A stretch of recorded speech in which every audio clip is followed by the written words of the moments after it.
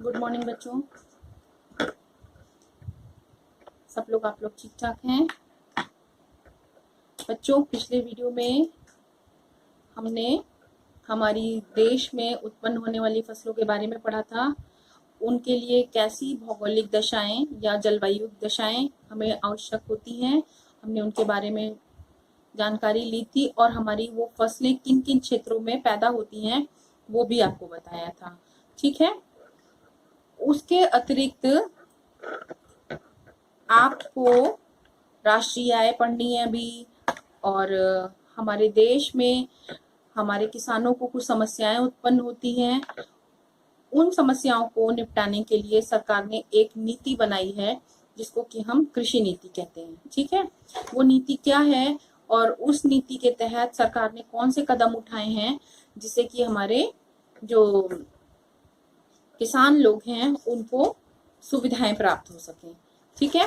तो आज हम पढ़ेंगे हमारे देश में जो भी किसान हैं उनकी समस्याएं और उन समस्याओं को निपटने के लिए हमारे सरकार द्वारा क्या कदम उठाए गए हैं उनके बारे में हम जानेंगे, और हमारे देश की राष्ट्रीय नीति क्या है, किन उद्देश्यों को लेकर के सरकार ने उस नीति को बनाया है, उन उद्देश्यों के बारे में समझेंगे। इसके साथ ही बच्चों, आपको प्रोजेक्ट वर्क मैं भेज रही हूँ पीडीएफ में। उस प्रोजेक्ट वर्क को आपको इसी महीने के अंत तक खत्म करके रखना है। ठीक है। जुलाई में जैसे ही स्टार्टिंग होगी जुलाई की, किसी भी समय आपसे वो प्रोजेक्ट वर्क मांग लिया जाएगा। ठीक है। वो हो सकता है आपसे पीडीएफ फॉर्म में मांगा जाए, या हो सकता है आपने जिस भी चीज पर बनाया है कॉपी पर उसको आपको मंगवा लिया जाए। तो इसलिए प्लीज मेहरबानी करके बच्चों प्रोजेक्ट वर्क को आप लोग जून लास्ट तक खत्म कर लेंगे। ठीक है। कोशिश करिएगा जून शुरू होने के पहले, खत्म होने के पहले, यानी जुलाई शुरू होने के पहले ही वो आपका खत्म हो जाए। प्रोजेक्ट वर्क में आपको क्या करना है वो पीडीएफ मैं आपको इसी वीडियो के साथ में भेज दूंगी। इसके अलावा आपको अपना सारा प्रोजेक्ट का काम आपको अपनी कॉपी पर ही करना है। ठीक है। ये चैप्टर फर्स्ट चैप्टर आपने खत्म किया है, उसके बाद में आप प्रोजेक्ट वर्क को करिएगा और तब तक आपका ये चैप्टर भी खत्म हो जाएगा। उसके बाद इस चैप्टर के क्वेश्चन आंसर को आपको करना है। ठीक है।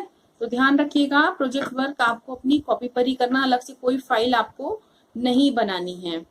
तो आइए अब आज हम आगे का टॉपिक पढ़ते हैं जिसमें हम सबसे पहले राष्ट्रीय आय को पढ़ेंगे।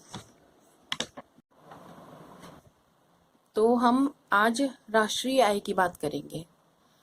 राष्ट्रीय आय जैसे आपके पापा की आय होती है, आपके पापा को 10,000, 20,000, 50,000, 1.5 लाख, 1 लाख जो भी तनख्वाह आपको पापा को मिलती है या मम्मी को मिलती है, वो उनकी सैलरी या आय होती है। ठीक है। उसको वो अर्जित करते हैं। जो चीज हम अर्जित करते हैं उसको हम आय कहते हैं। अब इसी तरीके से कोई भी राष्ट्र है उसकी जो आय होती है वो राष्ट्रीय आय कहलाती है। अब किसी देश की राष्ट्रीय आय को हम कैसे निकालेंगे या कैसे पता करेंगे कि उस देश की राष्ट्रीय आय कितनी है, तो उसके लिए हम क्या करते हैं कि हमारी एक वर्ष में, ठीक है, एक वर्ष में हमारी जो भी कुल उत्पादित वस्तुएं होती हैं, ठीक है, उत्पादित वस्तुएं कितने दिन में? एक वर्ष में। उत्पादित वस्तुएं या सेवाएं। ठीक है। वस्तुएं तो आप सब जानते ही हैं, वस्तुएं चीजों को कहते हैं। कितना हमारे यहाँ उत्पादन हुआ कपड़े का, खाने का, खाद्यान्न का, फसल का या किसी और चीज का। और सेवाओं में हम उन चीजों को लेते हैं, जैसे आपके डॉक्टर्स हैं वो सेवा कर रहे हैं, वो किसी दूसरे के लिए काम कर रहे हैं। इसी तरीके से हमारे स्कूल हैं, उनमें अध्यापक पढ़ा रहे हैं, वो सेवाएं हैं। ठीक है। ये सारी हमारी क्या है, या बैंक है, बैंक के द्वारा हमें ऋण प्राप्त हो रहा है या हमारी बचत हो रही है, हम वहां पे अपनी पैसे को बचत के लिए रखते हैं, या और भी बहुत सारी बैंक की सुविधाएं हैं। ये सारी हमारी क्या कहलाती हैं? सेवाएं हैं। ठीक है। जैसे यातायात के साधन है, वो भी हमारी सेवाएं हैं। तो एक वर्ष में, इसी को ध्यान रखिएगा, एक वर्ष में जो उत्पादित होने वाली वस्तुएं और सेवाएं हैं उनका कुल मूल्य, ठीक है, उनका कुल मूल्य, मूल्य को हम इकोनॉमिक्स की भाषा में सकल मूल्य भी कहते हैं, ठीक है। कुल मूल्य को हम सकल मूल्य भी कहते हैं, यानी उनका जो कुल मूल्य होता है वो हमारी क्या होती है, राष्ट्रीय आय होती है, ठीक है। एक वर्ष में उत्पादित वस्तुओं और सेवाओं का कुल मूल्य हमारी क्या है, राष्ट्रीय आय है, ठीक है। क्लियर हो गई इतनी बात। अब हमारी जो राष्ट्रीय आय होती है वो किसी भी देश के विकास के स्तर को बताती है, ठीक है।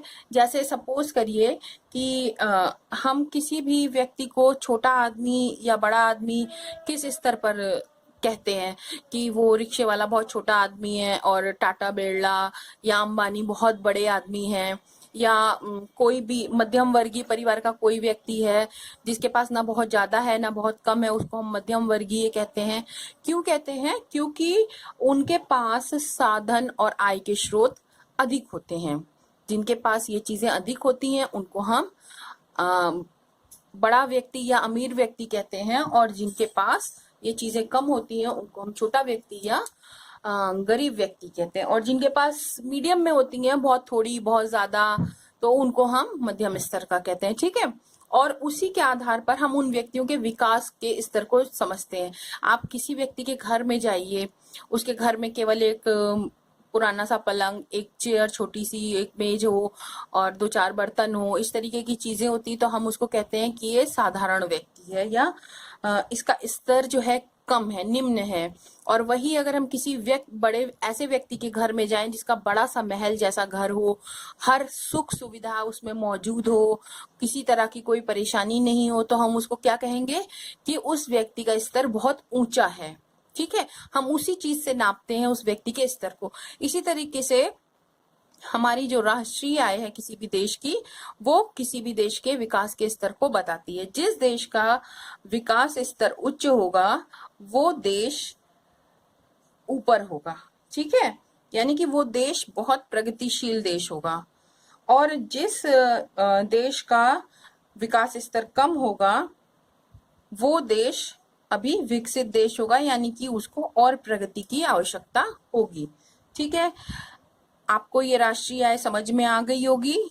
किसी भी एक वर्ष में उत्पादित वस्तुओं और सेवाओं के कुल मूल्य को हम राष्ट्रीय आय कहते हैं, और उसी राष्ट्रीय आय के आधार पर हम किसी भी देश के विकास के स्तर को जान पाते हैं। अब इसके बाद आपका नेक्स्ट पॉइंट है नकदी फसल। नकदी फसल क्या होती है? नकदी फसल नगद, सबसे पहले तो नगद क्या होता है? पैसा, ठीक है। कोई चेक नहीं, कोई ड्राफ्ट नहीं, कुछ नहीं, हमें जो चीज नगद रूप में यानी पैसे के रूप में मिलती है या जिससे हमें पैसा प्राप्त होता है वो नकदी कहलाती है। और वो फसलें, अब नकदी फसलें कौन सी कहलाएंगी? वो फसलें जो कि दूसरों के उपयोग के लिए की जाती हैं, ठीक है। दूसरों के उपयोग के लिए या बेचने के लिए उत्पादित की जाती हैं, उनको हम क्या कहते हैं? नकदी फसलें। अब दूसरों के उपयोग के लिए अगर हम कोई चीज उत्पादित करेंगे, जैसे मान लीजिए हमको गेहूं की आवश्यकता है पूरे साल भर में अपने खाने के लिए, और हमने उसको उत्पादित किया, तो हम उसको उत्पादित करने के बदले में हम कोई पैसा नहीं लेंगे, ठीक है, क्योंकि वो हम अपने खाने के लिए इस्तेमाल करेंगे और उसको हम उसी के लिए उगा रहे हैं या पैदावार हम उसकी कर रहे हैं, ठीक। तो हम जब उसको घर लेकर आएंगे खेत से, तो हम ये नहीं कहेंगे कि इसके बदले में हमें पैसे देने पड़ेंगे, ठीक है। लेकिन अगर हम वही चीज किसी दूसरे के लिए हम उत्पादित कर रहे हैं, तो हम उससे उसके लिए पैसे लेंगे और हम उसको पैसे दे करके तब हम वो फसल उसको देंगे, उसके मूल्य को लेकर के, ठीक है। तो जब कोई फसल दूसरों के उपयोग के लिए या बाजार में बेचने के लिए उत्पादित की जाती है, तो हम उसको क्या कहते हैं? नकदी फसल कहते हैं, ठीक है। और इसका उपयोग कृषक जो होता है वो स्वयं नहीं करता है, यानी वो अपने लिए नहीं उसको उगाता है या पैदावार उसकी करता है, वो दूसरों के लिए उसको पैदावार करता है। ये हमारी हो गई नकदी फसल, ठीक है। आप देखिए आगे, आप खेतों में किसान को देखते हैं, बहुत सारे लोगों ने किसानों को देखा भी होगा, और बहुत सारे लोगों के परिवारों में ऐसे लोग भी होंगे जो आज भी खेती के कार्य को करते हैं और उसमें कोई छोटी या बड़ी कोई बात नहीं है। अगर किसान नहीं होता तो हम सब भी नहीं होते। क्यों? क्योंकि हम सब उन्हीं के द्वारा पैदावार की गई फसलों को खाते हैं और उसको भोजन के रूप में ग्रहण करने के फलस्वरूप ही हम सब जीवित हैं। अगर ऐसा नहीं होता तो हम लोग जीवित नहीं होते। तो किसान जो है हमारी जिंदगी का एक बहुत बड़ा हिस्सा है या भाग है, जिसके लिए हम उनको जितना धन्यवाद दें उतना ही कम है। लेकिन क्या आपने कभी सोचा है, जब किसान अपने अपने खेतों पे काम करते हैं तो क्या उनको कभी किसी भी समस्या का सामना करना पड़ सकता है, या उनके सामने कोई समस्याएं आती हैं? बिल्कुल आती हैं बच्चों।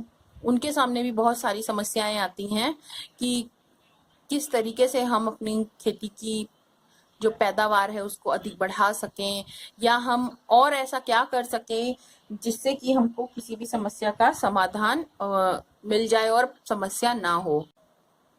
तो हम यहाँ पर देखते हैं कि जो हमारे किसान हैं उनको किस किस तरीके की समस्याओं का सामना करना पड़ सकता है। ठीक है, किसी भी किसान के लिए सबसे बड़ी समस्या होती है कि पर्याप्त मात्रा में जल की सुविधा होना। ठीक है, और हमारे यहाँ का जो भी मौसम है, जो भी मानसूनी जलवायु है, उसके कारण या तो कभी हमारे यहाँ सूखा पड़ने की संभावना हो जाती है या कभी बाढ़ आने की संभावना हो जाती है। दोनों ही स्थितियों में अगर मान लीजिए कि मानसून अच्छा है और पर्याप्त मात्रा में हमें जितनी आवश्यकता है उतना पानी बरसता है तो हमारी फसल अच्छी होगी। और यदि किसी कारणवश कभी ऐसी नौबत आती है कि या बाढ़ आ जाए या कभी सूखा पड़ जाए तो उससे हमारी खेती को नष्ट होने का भय होता है। यानी किसान को सारे कार्य करने के बाद भी अपनी खेती के नष्ट होने का भय बना रहता है। एक समस्या ये रहती है कि मान लीजिए पैदावार बहुत अच्छी होने वाली है, लेकिन अगर पानी नहीं बरसा और हमारे किसान के पास पर्याप्त मात्रा में सिंचाई के साधन नहीं है तो उसकी फसल हमारी नष्ट हो जाएगी। या मान लीजिए कभी सब कुछ अच्छा है और अचानक से बहुत ज्यादा पानी बरस जाए जिसकी वजह से बाढ़ का सामना करने की नौबत आ जाए तो भी ये समस्या उत्पन्न होगी। ठीक, उसके बाद अगली समस्या उनके सामने क्या होती है कि हमेशा उनको अच्छे बीज और खाद न मिलने का भी सामना करना पड़ता है। जरूरी नहीं है कि उन्हें जब जरूरत हो, यानी कि जब फसल बोने का समय हो, तो उन्हें अच्छे बीज और पर्याप्त मात्रा में खाद मिल ही जाए। ठीक है, तो एक इस समस्या का भी उनको सामना करना पड़ता है कि अच्छे बीज और खाद का समय पे न मिलना।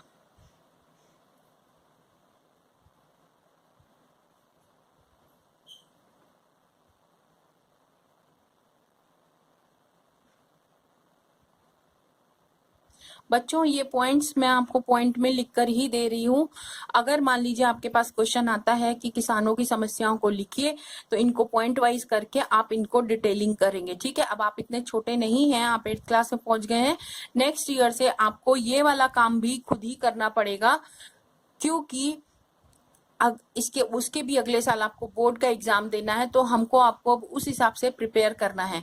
तो यहाँ पर मैं सिर्फ पॉइंट में आपको चीजें बताऊंगी, आपकी बुक में है लेकिन थोड़े में है और पॉइंट्स में नहीं है, तो आपको समझने और लिखने के लिए दिक्कत होगी, इसलिए यहाँ पॉइंट्स में मैं दे रही हूँ। आप पॉइंट्स यहाँ से देखेंगे, लेकिन जब क्वेश्चन किया जाएगा तो उसका आंसर आप यहीं से इन्हीं पॉइंटों को करके हेडिंग में और उसको डिटेलिंग करेंगे। ठीक है, नेक्स्ट बात क्या होती है कि किसानों के पास छोटे छोटे से खेत होते हैं जिनमें उन्हें कृषि कार्य करने में बहुत परेशानी होती है। ठीक है, जरूरी नहीं है कि हर किसान के पास बड़े खेत हो ही। कुछ ऐसे किसान भी होते हैं जिनके पास छोटे खेत होते हैं और वो भी बिखरे हुए होते हैं। मीन्स कि कोई खेत किसी एक जगह पर है और कोई खेत किसी दूसरी जगह पर है।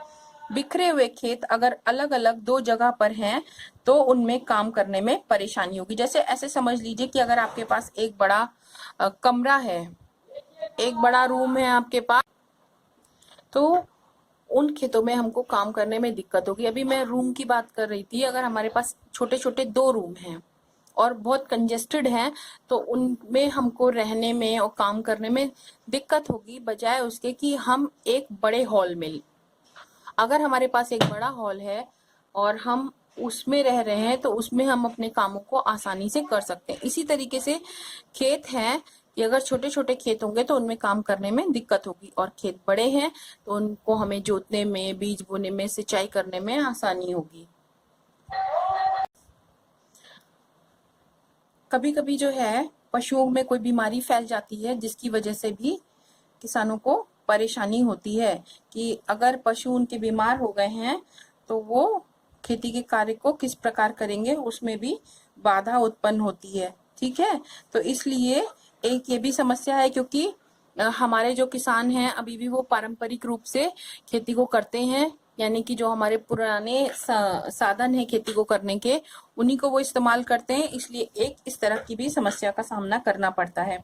और जिन जगहों पर सिंचाई के पर्याप्त साधन नहीं है, वहां पर मानसून की समस्या होती है कि अगर मानसून समय पे नहीं आया तो पानी की दिक्कत होगी।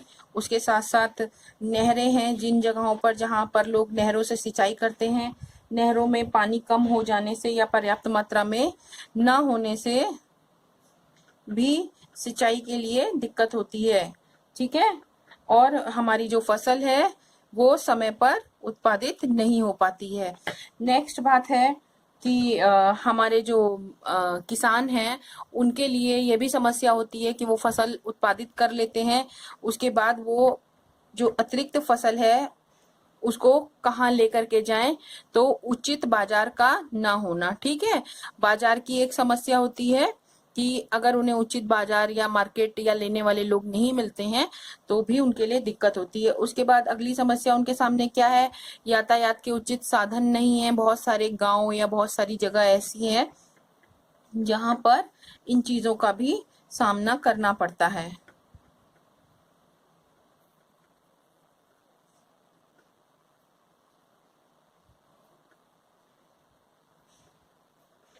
ठीक है, फिर नेक्स्ट है कभी कभी दिक्कत क्या होती है कि उनको समय पर ऋण प्राप्त नहीं हो पाता, यानी लोन नहीं मिल पाता है, जिससे कि अगर उनके पास पर्याप्त मात्रा में धन नहीं है तो और दूसरी दशाओं में वो ऋण लेकर के उस काम को पूरा करते हैं, लेकिन ऋण प्राप्त नहीं हो पाने की वजह से उनको समय पे खाद, बीज आदि प्राप्त नहीं हो पाता है।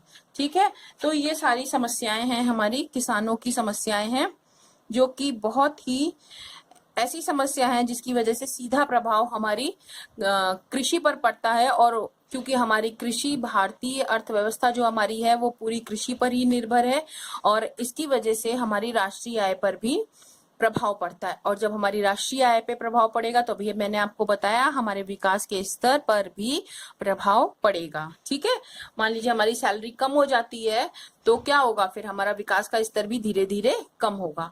ठीक, अब ये सारी समस्याएं जो हैं इन्हीं को ध्यान में रखते हुए सरकार ने एक कृषि नीति बनाई। सरकार ने सोचा कि अगर इन समस्याओं का समाधान किसी तरीके से हो जाता है तो किसानों को उससे बहुत लाभ होगा। अब सरकार की जो राष्ट्रीय कृषि नीति है उसके तहत उन्होंने किन चीजों को लेकर के उस नीति को उन्होंने बनाया कि उस नीति से किसानों को फायदा मिले। तो वो जो हमारी नीति है उसके जो उद्देश्य थे, उसमें सबसे पहला उद्देश्य हमारी सरकार लेकर के चली थी कि हमारी जो कृषि क्षेत्र हैं उनमें, कृषि क्षेत्र में जो हमारी वृद्धि दर है वो उच्च होनी चाहिए। ठीक है, हम इतनी कोशिश करें कि हमारी जो कृषि की जो वृद्धि दर है, वृद्धि दर मीन्स बढ़ने की जो हमारी दर है, वो हमारी कैसी हो, उच्च हो। ठीक है, और उन्होंने कहा अपनी नीति में कि हमको ऐसे विकास की आवश्यकता है। ठीक है, ऐसे विकास को उन्होंने बढ़ावा दिया या प्रोन्नत किया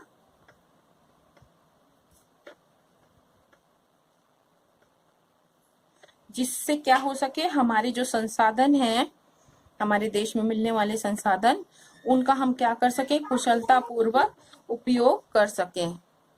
ठीक है, संसाधनों का कुशलता पूर्वक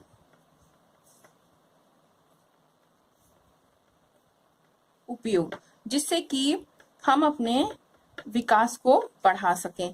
ठीक, ये चीजें उन्होंने अपने उद्देश्य में रखी। उसके अलावा उन्होंने किसानों को उचित मूल्य संरक्षण प्रदान करना एक उद्देश्य रखा, जिससे कि जो हमारे किसान लोग हैं उनको अपनी फसल का मूल्य उचित मिले। ठीक है, ये हमारी सारी जो हमारी कृषि नीति थी ये उसकी उद्देश्य है। ठीक, मूल्य संरक्षण करना।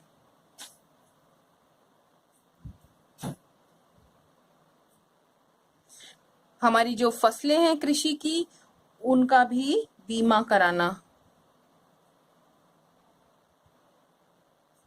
ठीक, ऋण देना।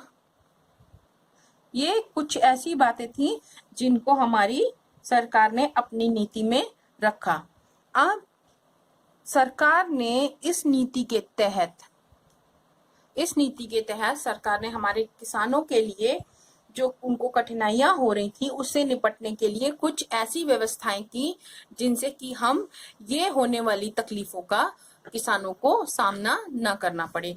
तो आइए अब हम, ये हमारी कृषि नीति हो गई। कृषि नीति में क्या था कि जो हमारे कृषि क्षेत्र हैं उनमें उच्च वृद्धि दर हम प्राप्त करें, लेकिन ऐसी उच्च वृद्धि दर प्राप्त करें कि हमारे संसाधनों का कुशलतम उपयोग हो सके, उनमें कोई छेड़छाड़ हम नहीं करेंगे। ठीक है, और हमारे जो किसान भाई लोग हैं उनको हम उचित मूल्य दिलवा सकें और फसलों का बीमा और उनको ऋण प्राप्त हो सके। तो आइए अब हम देखते हैं सरकार द्वारा जो उपाय किए गए किसानों के लिए वो क्या थे। उनमें हमारा सबसे पहला है, सरकार ने जो उचित पैदावार होगी उसके लिए एक न्यूनतम मूल्य रखा। जैसे कि अब दूसरे जो जब ये मूल्य नहीं निर्धारित था तो किसान जब अपनी फसल को लेकर मार्केट में या बाजार में जाते थे तो लोग अपने मनमाने मूल्यों पर उनको खरीदते थे। मान लीजिए कि आपके पास कोई सामान है जिसकी कीमत 100 रुपए है। ठीक है, आपको वो सामान बाजार में जाकर के बेचना है, लेकिन जरूरी नहीं है कि आपकी उस 100 कीमत वाली जो वस्तु है उसकी आपको 100 रुपए कीमत ही मिल जाए। ठीक है, दो बातें हो सकती हैं उसमें। पहली बात ये भी हो सकती है कि हो सकता है कि आपकी वस्तु 100 की जगह 120 या 150 रुपए में बिक जाए, और दूसरी बात ये भी हो सकती है कि हो सकता है कि उस 100 का आपको 80 रुपए या 50 रुपए या हो सकता उससे भी कम मूल्य मिले। ठीक है, तो कोई फिक्स रेट नहीं है, तो वो डिपेंड करेगा खरीदार के ऊपर और आपको बेचने की कितनी उसको आवश्यकता है इसके ऊपर।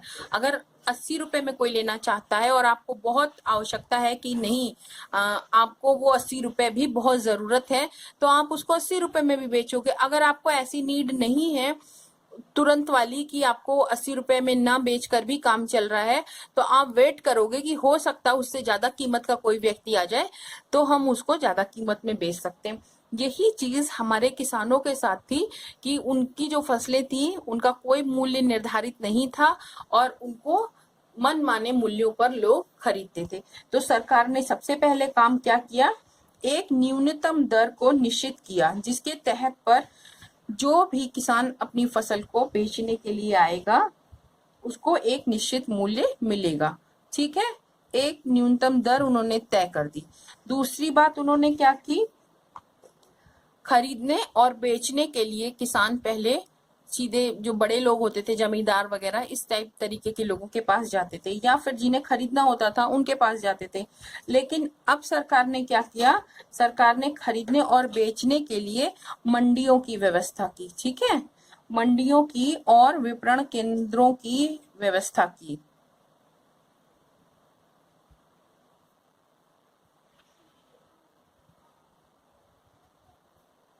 या तो अब क्या होगा, अब किसान अपनी फसल को सीधे इधर उधर न ले जा करके सीधे मंडियों और विपणन केंद्रों में ले जा करके बेचेंगे। ठीक है, तो उससे उनको उनकी मूल्य फसल का उचित मूल्य प्राप्त होगा। आने जाने के लिए मार्गों की व्यवस्था की। ऐसे क्षेत्र जहां तक जाने के लिए या आने के लिए और फसलों को लाने ले जाने के लिए मार्ग नहीं थे, वहां पर आने जाने के लिए बड़े और छोटे मार्गों की व्यवस्था की गई। ठीक है,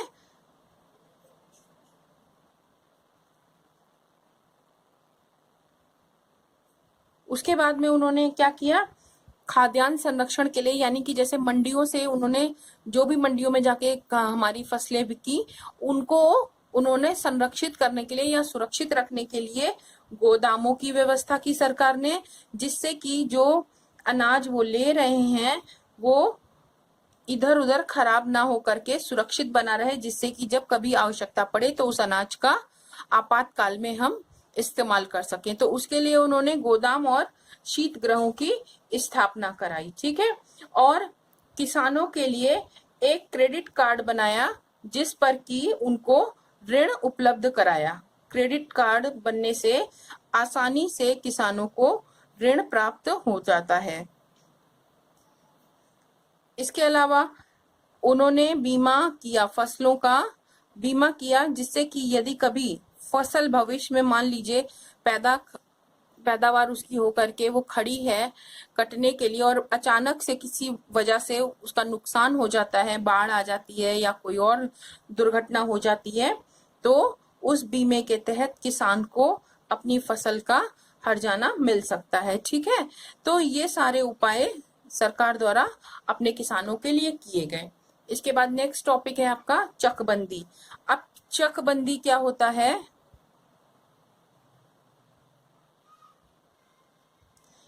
पुराने समय में क्या होता था कि जो गरीब किसान होते थे वो जमींदार उनके खेतों को अंगूठा लगवा करके ऋण के बहाने अपने पास कर लेते थे, या उनके पास छोटे छोटे खेत होते। तो जब हमारा देश स्वतंत्र हुआ तो सरकार ने उन पर चकबंदी की, ठीक है। चकबंदी में जैसे समझ लीजिए कि ये एक पूरा भाग है जिसमें ये छोटे छोटे खेत हैं, ठीक है। ये किसी का है, ये किसी का है, फिर ये इन्हीं व्यक्ति का है। मान लीजिए नंबर 1 का ही ये खेत यहाँ पर है, फिर ये नंबर 3 है, फिर ये नंबर 4 है, फिर ये नंबर 2 है, फिर ये नंबर 4 है, ये नंबर 3 है और ये नंबर 1 है, ठीक है। ऐसे समझ लीजिए। अब नंबर 1 का खेत एक यहाँ है, एक यहाँ है और एक यहाँ है। इनको इन तीनों खेतों पर या इन दोनों खेतों पर, इन दोनों पर या इन व्यक्तियों को दौड़ दौड़ के इन खेतों पर काम करना पड़ेगा। कभी वो इस खेत में पानी लगाएंगे, कभी इस खेत में, कभी इस खेत में, ठीक है। और एक ही व्यक्ति के खेत हैं, इसलिए एक ही व्यक्ति को ये खेत 3 जगह देखने में समस्या होगी या नहीं होगी? मान लीजिए आप एक किचन का काम आप 3 जगह कर रहे हैं, 3 गैस आपने एक साथ चढ़ा रखी हैं, या 3 कॉपियों में आप एक साथ लिख रहे हैं, ऐसे समझ लीजिए। कभी इस कॉपी में लिख रहे हैं, कभी उस कॉपी में लिख रहे हैं, कभी उस कॉपी में, तो दिक्कत होती है ना लिखने में। बजाय इसके कि हम क्या करें, हमारा जो 3 कॉपियों का काम है, अगर वो एक ही सब्जेक्ट का है तो उसको हम एक जगह व्यवस्थित करके रखें। जब हम एक जगह व्यवस्थित करके करेंगे तो हम एक फर्स्ट क्वेश्चन हमने किसी कॉपी से देखा, सेकंड किसी से देखा, थर्ड किसी से देखा, तो वो समस्या खत्म हो जाएगी। हमको तीनों प्रश्न हमारी एक ही कॉपी में एक जगह पे मिल जाएंगे, तो हमारा समय और एनर्जी सब बचेगी। वही बात यहाँ पर है कि ये जो 3 खेत अलग अलग हैं, चकबंदी में क्या हुआ कि ये जो बिखरे हुए खेत थे इधर उधर, सरकार ने क्या किया, इन खेतों को एक साथ कर दिया, ठीक है। एक साथ करने से इनको क्या कहा जाता है? इसको चक काटना कहते हैं, ठीक है।